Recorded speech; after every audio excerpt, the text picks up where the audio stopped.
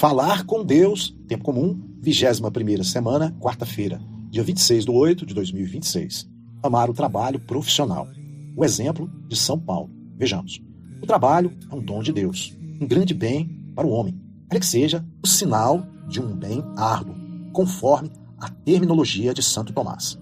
E é não somente um bem útil, ou para ser usufruído, mas um bem digno, isto é, um bem que corresponde à dignidade do homem, que expressa essa dignidade e aumenta. São João Paulo II, encíclica Laborem Excess, 1981, primeiro 9. Uma vida sem trabalho corrompe-se, e no trabalho o homem torna-se mais homem, mais digno e mais nobre, se o realiza como Deus quer.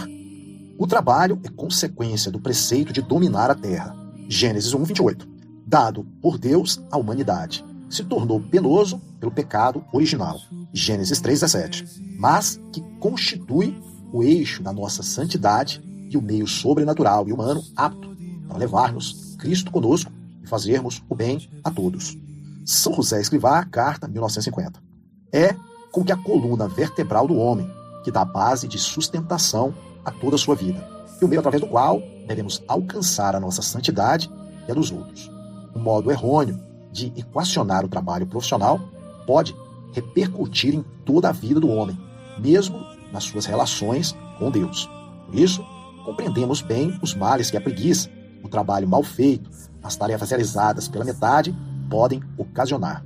O ferro que faz ocioso, consumido pela ferrugem, torna-se mole e inútil. Mas, se empregado no trabalho, é um meio mais útil e belo e não fica muito atrás da prata pelo seu brilho. A terra baldia não produz nada de útil, mas mato, cardos, espinhos e árvores infrutíferas. Mas a que é cultivada coroa-se de suaves frutos. E, para dizê-lo numa só palavra, todo ser se corrompe pela ociosidade e se aperfeiçoa pela operação que lhe é própria. O homem, pelo seu trabalho. São João Crisóstomo olia sobre Priscila e Áquila. São Paulo, como lemos na primeira leitura da missa, 1 Tessalonicenses 2, de 9 a 13, fala-nos aos primeiros cristãos de Tessalônica do modo como se comportou com eles enquanto lhes pregava a boa nova de Jesus. Estais lembrados, diz-lhes, dos nossos trabalhos e fadigas, trabalhando noite e dia para não sermos pesados a nenhum de vós.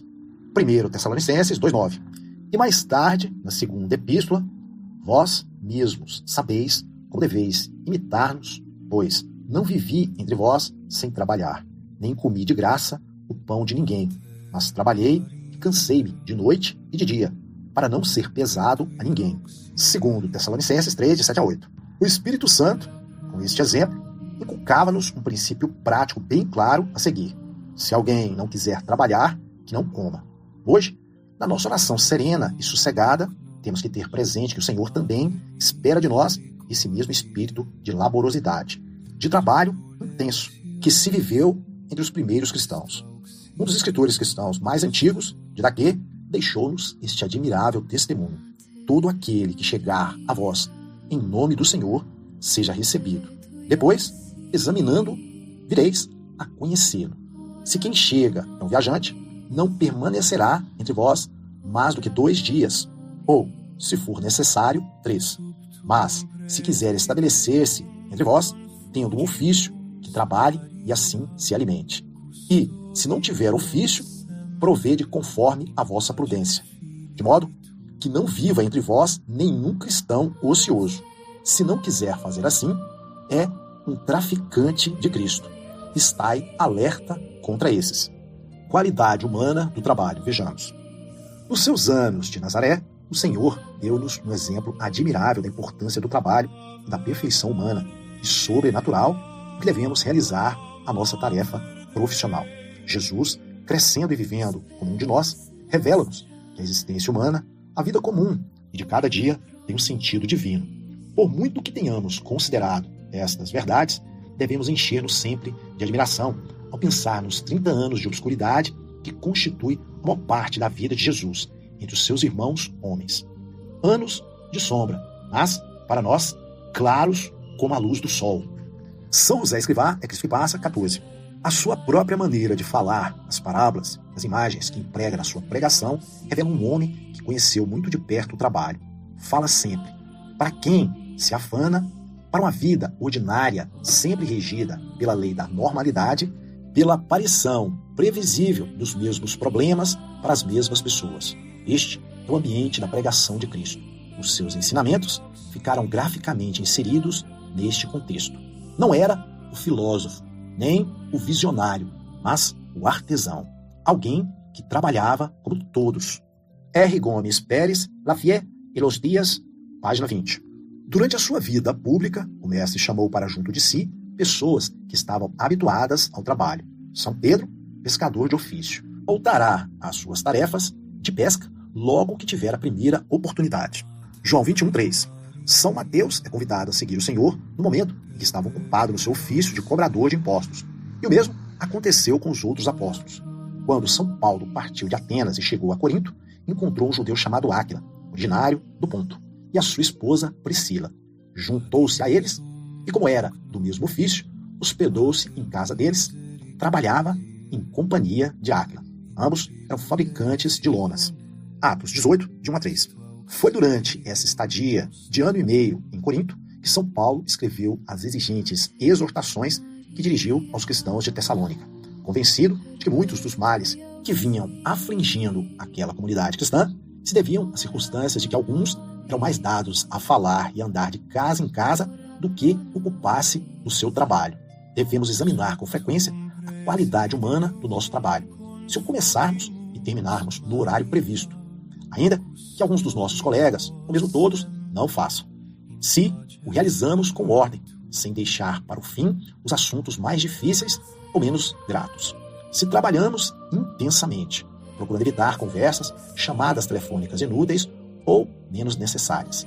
Se procuramos melhorar constantemente a qualidade desse trabalho com estudo oportuno, procurando estar atualizados nas novas questões que surgem em todas as profissões. Se nos excedemos em cumpri-lo, como acontece com tudo o que se ama, mas com prudência e retidão, sem prejudicar o tempo que devemos à família, ao apostolado, à nossa formação espiritual e religiosa. Numa palavra, contemplemos Jesus na sua oficina de Nazaré. Peçamos licença ao Senhor para entrar ali com os olhos da fé. E então veremos se o nosso trabalho tem a qualidade e a profundidade que Ele pede aos que o seguem.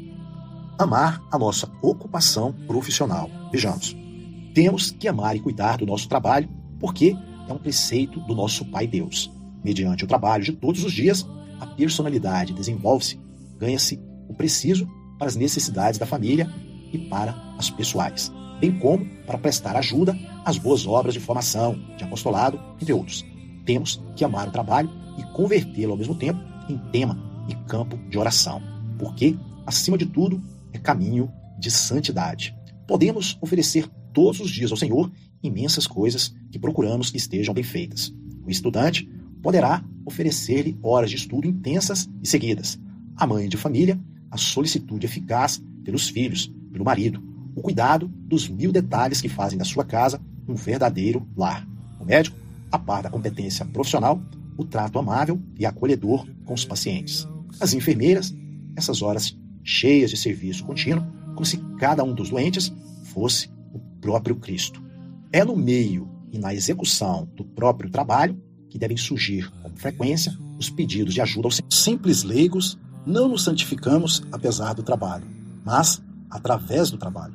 Encontramos o Senhor nos mais variados incidentes que o compõem, uns agradáveis, outros menos, mas todos eles o campo, por excelência, em que se exercitam as virtudes humanas e sobrenaturais. O amor ao nosso trabalho profissional levar-nos-á frequentemente a permanecer, talvez por muitos anos ou por toda a vida, na mesma tarefa. Isso não significa que não devamos aspirar a conseguir uma situação ou lugar de trabalho de mais destaque. Mas esse desejo legítimo, que faz parte da boa mentalidade profissional, não deve causar intranquilidade nem desassossego, como se o êxito profissional e financeiro fosse o único motivo que nos leva a trabalhar. Os cristãos não devem medir os seus trabalhos unicamente pelo dinheiro, como se fosse o que, em última análise, lhes importa. Enquanto não nos chegam essas oportunidades de subir na escala profissional, se fizermos jus a isso, devemos santificar precisamente essas tarefas que nos ocupam, sem uma mentalidade provisória que comprometeria a sua eficácia santificadora. E por fim, lembremos-nos de que São Paulo, no meio da preocupação por sustentar-se e não ser gravoso a ninguém, continuava a ser o apóstolo das gentes, o eleito de Deus, e servia-se da sua profissão para aproximar os outros de Cristo. Assim, devemos nós fazer, qualquer que seja o nosso ofício e o nosso lugar na sociedade. Ave Maria, cheia de graça, o Senhor é convosco. Bendita sois vós entre as mulheres, e bendito é o fruto do vosso ventre, Jesus. Santa Maria, Mãe de Deus, rogai por nós, pecadores, agora e na hora de nossa morte. Amém.